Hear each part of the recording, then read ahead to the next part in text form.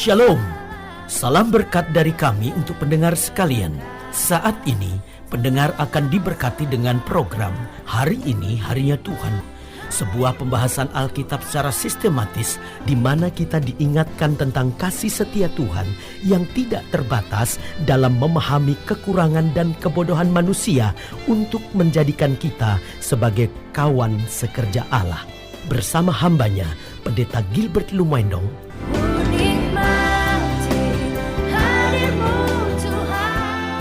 Buka hati saudara sekalian untuk menerima berkat firman-Nya hari ini.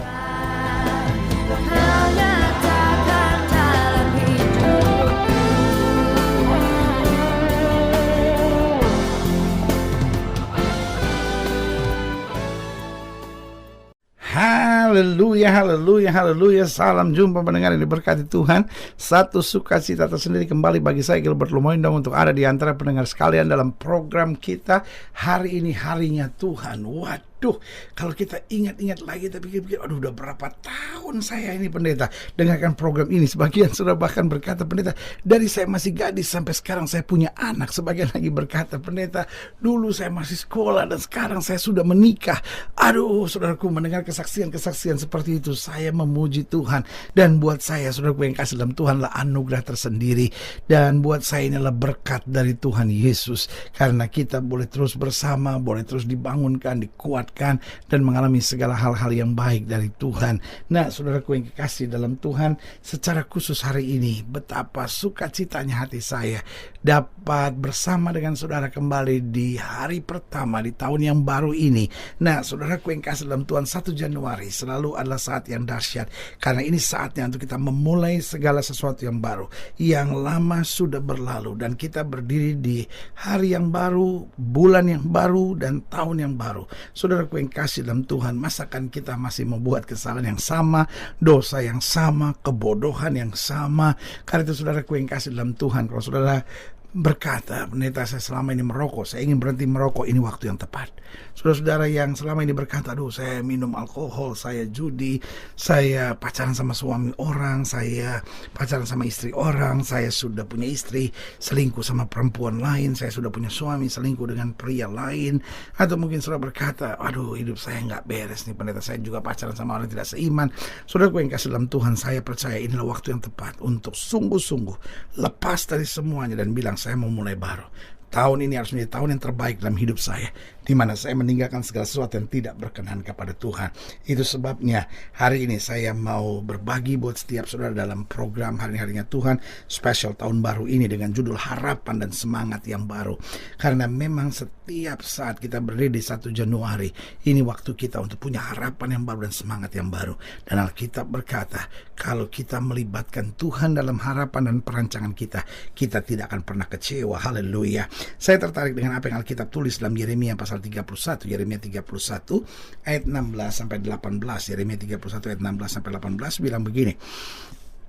Beginilah firman Tuhan, cegahlah suaramu dari menangis. Waduh, memangnya hidup Kristen gak boleh menangis? Bukan itu.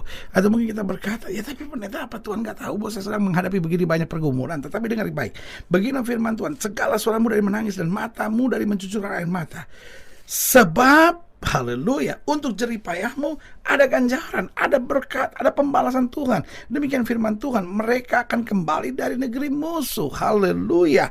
Ayat 17, masih ada harapan untuk hari depanmu. Ini yang memberi semangat baru, karena selalu masih ada harapan buat hari depan kita. Orang boleh mencurangi kita, orang boleh memfitnah kita, orang boleh menebarkan isu-isu negatif, orang boleh menjatuhkan kita, orang boleh melakukan segala hal yang menyakitkan buat kita. Tapi firman Tuhan bilang, di 1 Januari di tahun yang baru ini masih ada harapan untuk hari depanmu.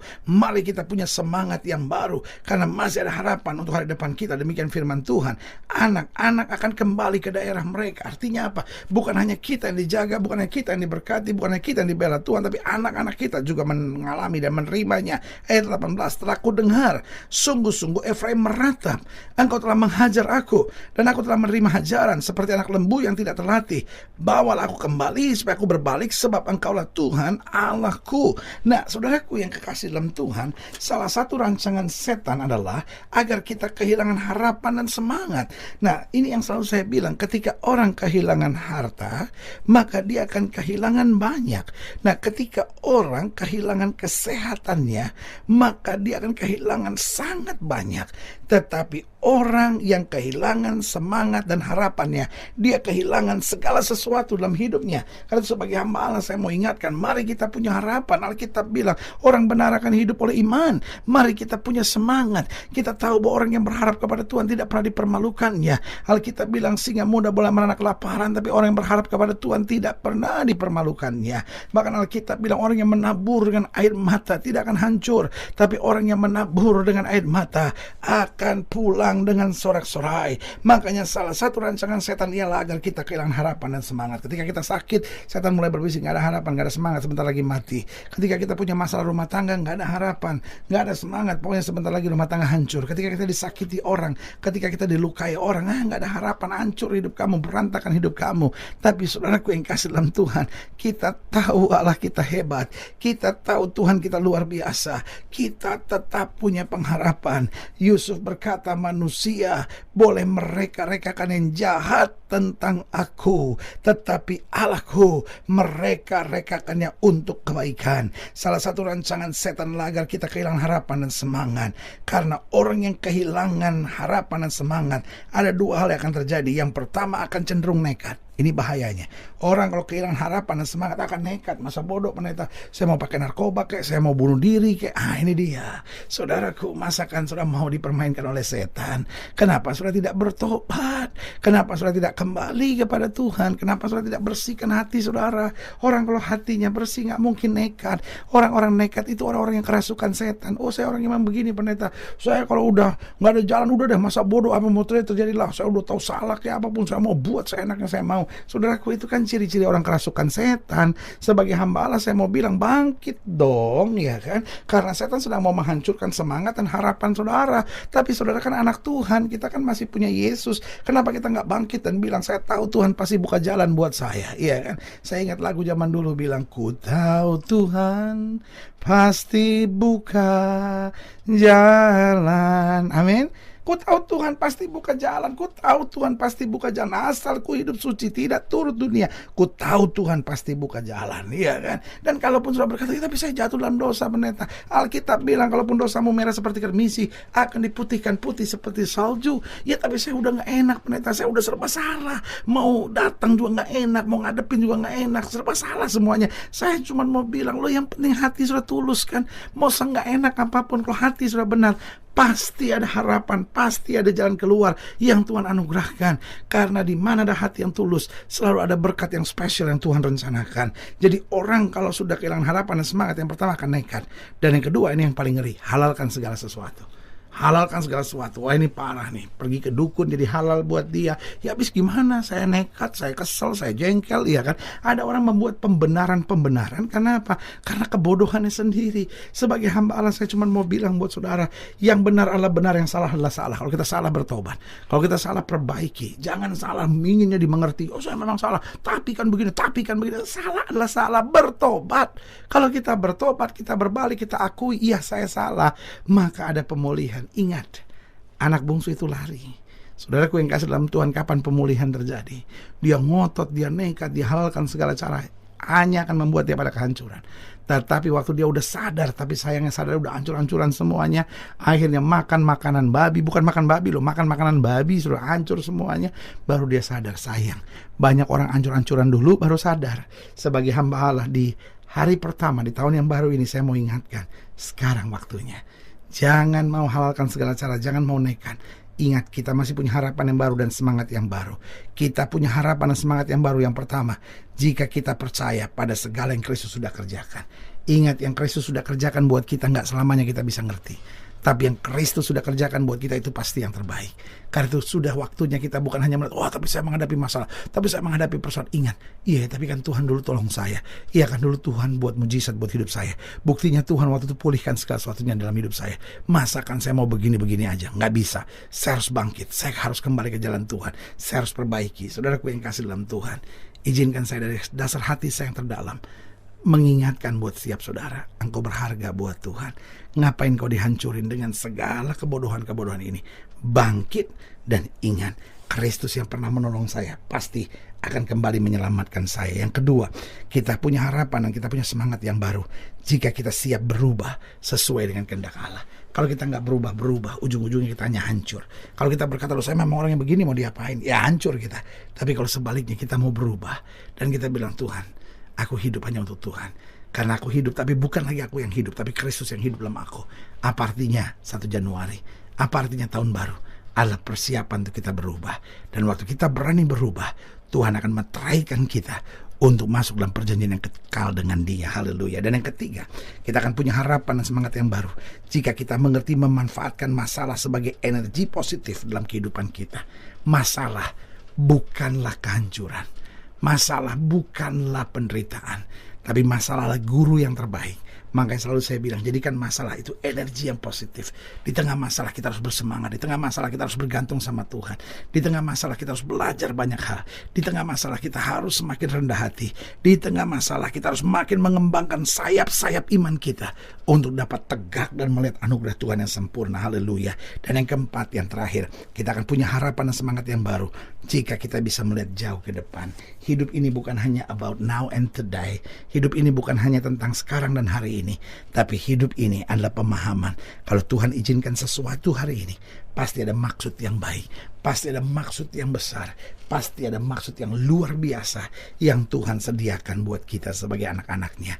Karena itu saudaraku yang kasih dalam Tuhan, di hari pertama di tahun yang baru, ini hari yang baru, minggu yang baru, bulan yang baru, tahun yang baru, izinkan saya mengingatkan, biarlah kita punya harapan dan semangat yang baru. Karena setan pada dasarnya ingin sekali menghancurkan harapan dan semangat. Karena kalau harapan dan semangat kita hancur, maka kita akan nekat dan menghalalkan segala sesuatunya. Tapi kita bisa punya harapan dan semangat yang baru jika kita percaya pada segala yang Kristus sudah kerjakan. Seperti Dia pernah tolong saya, seperti Dia pernah berkati, seperti Dia pernah pimpin, maka Dia juga selanjutnya akan terus memimpin, akan terus memberkati, akan terus mengerjakan mujizat. Ingat, kita harus siap berubah sesuai dengan kehendak Tuhan. Kita harus mengerti dan memanfaatkan masalah sebagai energi positif dalam kehidupan kita. Dan pada akhirnya kita harus melihat jauh ke depan. Ingat, kita tidak pernah sendiri. Kalau kita bisa ada sampai hari ini, kita sudah lewati begitu banyak perjalanan-perjalanan iman. Ini saatnya makin hari kita makin bijaksana, makin hari kita makin dewasa, makin hari kita makin bergantung kepada Kristus, dan makin hari makin kita mengakui, di luar Kristus saya tidak dapat berbuat apa-apa, tapi bersama Kristus saya cakap menanggung segala perkara. Haleluya. Saudaraku yang kekasih dalam Tuhan, jika saudara yang dilayani lebih jauh, hubungi kami melalui telepon, hubungi kami melalui surat, kunjungi website kami, karena kami ada untuk membawa Bapak Ibu sudah senantiasa lebih dekat pada Tuhan dan mengalami kasih kuasa mujizat yang luar biasa. Haleluya. Secara khusus melalui program ini juga saya mau berdoa buat setiap saudara yang sakit, setiap saudara yang berbeban berat, karena saya percaya bahwa bagi Allah tidak ada perkara yang mustahil. Nah, saudara-saudara yang ingin didoakan secara khusus, boleh taruh tangan kanan saudara di dada dan kita akan berdoa. Mari kita berdoa. Bapa, dalam nama Yesus, hamba doa buat yang sakit, hamba doa buat yang berbeban berat, hamba doa untuk setiap mereka sedang menghadapi masa-masa yang sukar. Karena hamba percaya bahwa bagi Allah tidak ada perkara yang mustahil. Bapa, hamba berdoa di dalam nama Yesus, Tuhan jamah. Yang sakit Tuhan sembuhkan, yang lemah Tuhan kuatkan, yang susah Tuhan hiburkan, yang jatuh Tuhan angkat. Khusus di hari pertama, di minggu yang baru, di bulan yang baru, di tahun yang baru ini, 1 Januari ini, hamba berdoa untuk setiap pendengar sekalian di dalam nama Yesus. Mereka yang mau berhenti merokok, mereka yang mau berhenti minum judi, alkohol, mereka yang mau berhenti berzina, mereka yang mau berhenti onani, mereka yang mau berhenti nonton blue film, mereka yang mau bebas dari pacaran sama suami orang, pacaran sama istri orang. Hamba berdoa buat mereka yang berselingkuh, dalam nama Yesus dibebaskan segala ikatan, sehingga sungguh tahun ini menjadi tahun yang terbaik buat kami, tahun di mana kami melihat anugerah Tuhan, berkat Tuhan. Kami yang mungkin selama ini jarang ke gereja, kami yang mungkin selama ini jauh dari Tuhan, biarlah 1 Januari ini kami kembali dekat dengan Tuhan, mengalami anugerah Tuhan, kasih karunia Tuhan, dan berkat Tuhan yang sempurna. Karena hari ini kami dapat katakan, dekat Tuhan itu indah, jauh dari Tuhan itu menyengsarakan. Di dalam nama Yesus kami berdoa. Haleluya. Amin, amin, amin, haleluya. Saudaraku yang kasih dalam Tuhan, betapa bahagianya saya boleh berbicara kembali di hari pertama, minggu pertama, bulan yang baru ini, di tahun yang baru ini, 1 Januari ini, untuk memberkati saudara dengan firman Tuhan. Karena itu hati saya memuji Tuhan, dan izinkan saya kembali mengucapkan selamat tahun baru dengan doa. Biarlah hari-hari ini menjadi hari-hari yang penuh mujizat, hari-hari ini yang penuh berkat, hari-hari ini menjadi hari-hari yang penuh kemenangan, di dalam nama Yesus. Haleluya.